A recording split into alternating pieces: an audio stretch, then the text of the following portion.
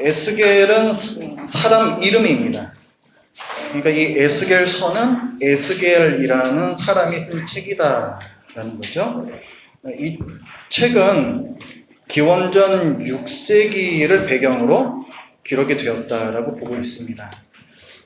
기록 장소, 보통 다른 예언서들은 이스라엘 백성이 살고 있는 가나안 땅이죠. 그러니까 예루살렘 중심으로 남왕국, 북왕국 이런 곳에서 대부분이 다 선지자들이 선포한 말씀을 기록한 책인데, 이 에스겔서, 이 에스겔하고도 다니엘서가 있습니다. 이 두 개의 경우에는 나라가 망해서 바벨론으로 끌려간 다음에, 그러니까 이 타국에서 쓰여졌습니다. 그래서 이 에스겔서는 바벨론 땅에서 기록이 되었다.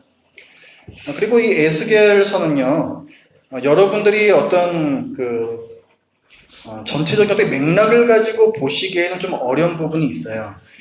이 에스겔이라는 책이 뭐 한 번에 갑자기 에스겔이 쫙 처음부터 끝까지 다 쓴 책이 아닙니다.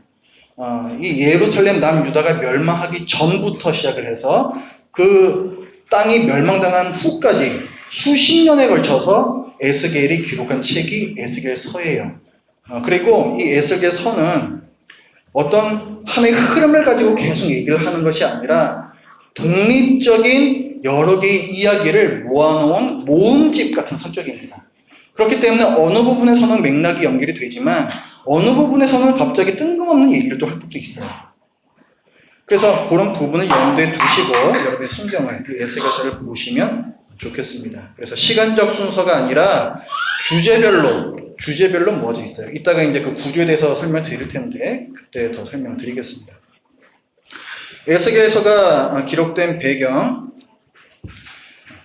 바벨론이 남유다를 멸망을 시키는데 기원전 586년에 남유다가 완전히 멸망을 합니다. 그런데 이 남유다가 바벨론에게 한 번에 멸망당한 것이 아니라 그 전에 바벨론이 몇 차례 쳐들어와서 성을 에워싸고 항복을 받아내고, 그래서 이 예루살렘에 살고 있던 백성들을 자기 나라로 끌어가고 이런 일이 몇 차례가 있었습니다. 그리고 나서 586년에 최종적으로 예루살렘 성이 불타고 성전이 무너지고 완전히 멸망을 하게 되거든요. 근데 이 에스겔서는 남유다가 완전히 멸망당하기 전부터 기록이 됐어요.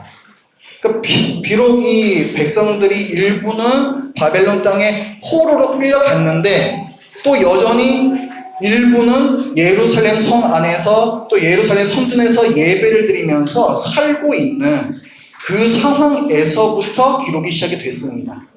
그리고 나서 나중에 예루살렘이 이제 멸망을 당해요. 멸망당한 후에 이제는 그 에스겔 선지자가 하나님께서 이 땅을 다시 회복시킬 것이다, 이것을 그때 또 예언을 합니다. 그러니까 이 에스겔 서에는 남유다가 멸망당하기 전부터 멸망 이후까지 이 모든 것이 다 그 배경으로 깔려 있어요. 그래서 내가 지금 보고 있는 본문이 어떤 배경에서 쓰여진 본문인가, 이것을 우리가 알고 그 본문을 읽어야 합니다. 주제를 보시면요, 첫 번째 언약과 심판이라고 했습니다. 하나님과 이스라엘은 언약 관계 가운데 있어요. 하나님은 이스라엘의 왕이시고 이스라엘은 하나님의 백성입니다. 언약으로 맺어진 관계예요. 이스라엘은 하나님의 백성이기 때문에 하나님께 순종하며 살 의무가 있습니다. 그런데 이스라엘이 이 의무를 저버리고 불순종하죠. 언약을 깬 거예요. 그 언약을 깬 거에 따라서 심판이 그들에게 내려집니다. 너희들이 내게 순종하면 복을 받을 것이요, 너희들이 내게 불순종하면 저주를 받을 것이다. 이 언약에 따라서 이스라엘 백성이 저주를 받는 것이죠.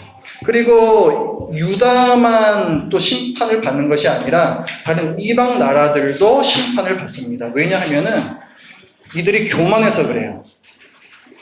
남유다가 멸망당하잖아요, 다른 나라에게. 그것을 보면서 다른 에돔이니 모압이니 그 근처에 있는 다른 나라들이 남유다를 보면서 비웃었습니다. 최고의 신, 최고의 하나님을 섬긴다고 하더니 너희들 도대체 그 꼴이 뭐냐? 이런 식으로 해서 조롱하고 비웃었어요.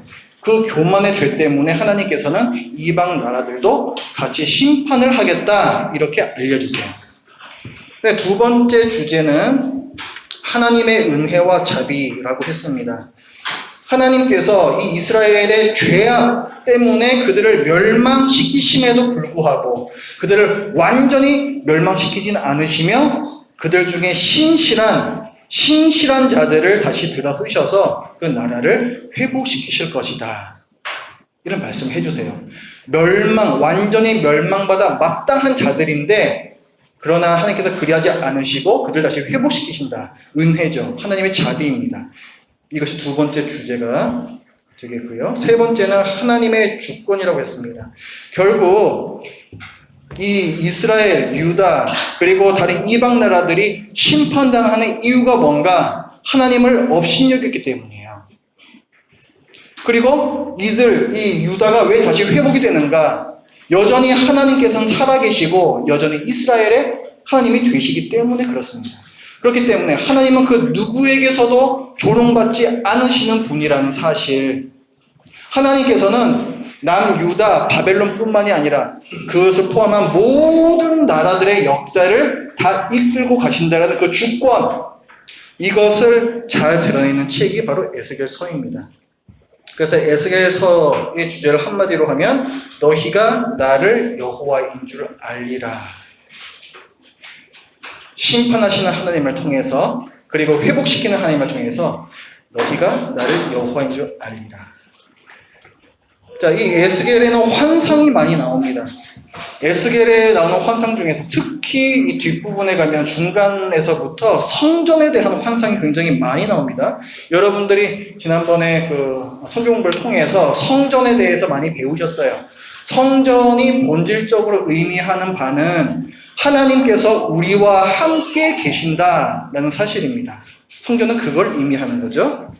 근데 이 에스겔서에 보면은 크게 세 가지 이 성전과 관련된 환상이 나옵니다. 첫 번째는 하나님께서 성전을 떠나시는 환상이에요. 하나님께서 성전을 떠나신다는 얘기는 이제 이스라엘의 심판이 닥칠 것이다. 하나님께서 너희 이스라엘을 버리셨다. 이런 의미가 됩니다. 그래서 하나님께서 성전을 떠나시는 환상이 첫 번째 나오고 그 다음에 나라가 이제 멸망을 당해요. 그 다음에 하나님께서 또 보여주시는 환상은 그 하나님께서 성전으로 돌아오시는 또 환상을 보여주십니다. 하나님께서 성전으로 돌아오신다. 하나님이 너희와 함께 있을 것이다. 그 나라의 회복을 말씀해 주시는 거죠. 그리고 마지막 부분에 가면 영광스러운, 정말 그 규모가 어마어마하고 화려한 그 영광스러운 성전의 환상이 나옵니다. 이것은 뭐냐면 결국 마지막에 이루어질 성전에 대해서 말씀해 주시는 거예요.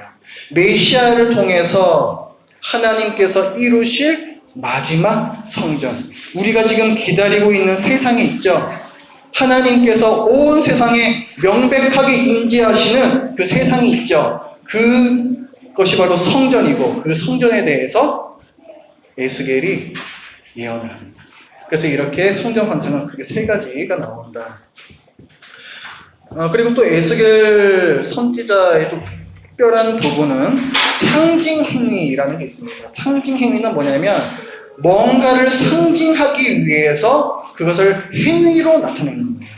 그래서 상징행위라고 얘기를 합니다. 에스겔이 하나님께서 이제 너희를 멸망시키실 거야, 혹은 하나님께서 너희를 회복시키실 거야, 이런 메시지를 전하는데 그것을 말로만 하는 게 아니라 자기의 어떤 좀 특이한 행동을 통해서 그 메시지를 전합니다. 예를 들어서 4장을 보면 에스겔이 이 토판, 흙으로 만든 판에다가 예루살렘 성을 그립니다.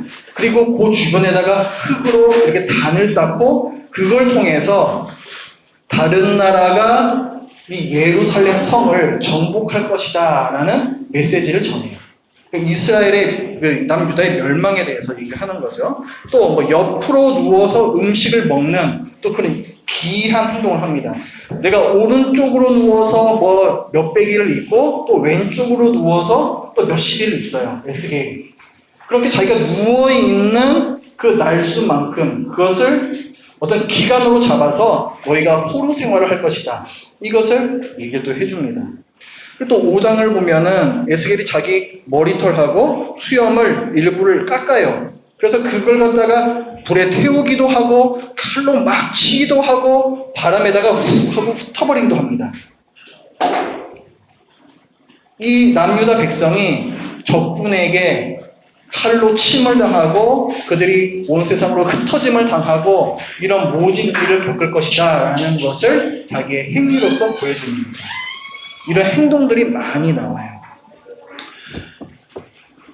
에스겔의 좀 특별한 부분에 대해서 이제 말씀을 드렸습니다. 이제 구조를 살펴보겠습니다. 1장부터 3장까지는 에스겔이 선지자로 부르심 받는 장면이 나오고요. 이어지는 4장부터 24장까지는 유다의 멸망에 대한 예언을 말씀합니다. 이 본문이 어떤 배경에서 쓰여졌는가를 알고 읽어야 된다고 제가 아까 말씀을 드렸는데 이 4장부터 24장은 지금 유다 백성 중에 일부는 바벨론에 끌려가 있고 나머지 백성은 아직 예루살렘 성과 성전이 건재한 상태에서 그곳에 살고 있는 그런 상황에서 쓰여진 거예요. 그런 상태에서 너희들이 멸망당할 것이다. 이것을 예언해 주시는 겁니다. 또 이어지는 25장부터 32장까지는 이방 나라들이 그 모습을 보면서 비웃는다 그랬죠? 그 교만함에 대해서 하나님께서 심판하신다 그랬죠? 거기에 대한 내용이 25장부터 32장까지 나오고요. 그리고 33장으로 가면은 드디어 유다가 멸망당해요. 유다가 멸망을 당합니다. 현실화가 된 거죠. 그 멸망의 예언이. 그리고 이제 이어지는 프린트물이 잘못됐습니다. 34장부터 48장까지. 34장부터 48장까지는 너희가 지금 멸망당했잖아. 이 배경에서부터 내려진 예언의 말씀이에요. 그러나 너희가 다시 회복될 거야. 너희가 회복되는 정도를 넘어서 영광의 성전이 만들어질 거야. 여기까지. 이걸 예언해 주시는 게 마지막까지 34장부터 48장까지 말씀입니다.